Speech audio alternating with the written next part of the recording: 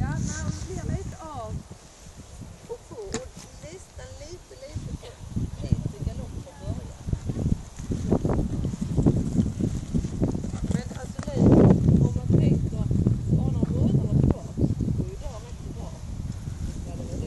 Nu har vi haft några par träningar som varit klockrena. Nu har vi inte fått så mycket upp med lite tid. Det är ju redan att det är ingen galning som ligger bak i någon distans. Bara det att det är inte så riktigt som vi vill ha det lite.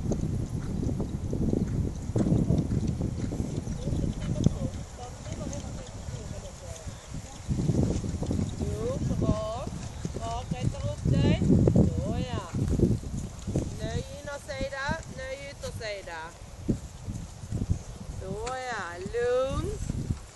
Och galoppen framme med lugn.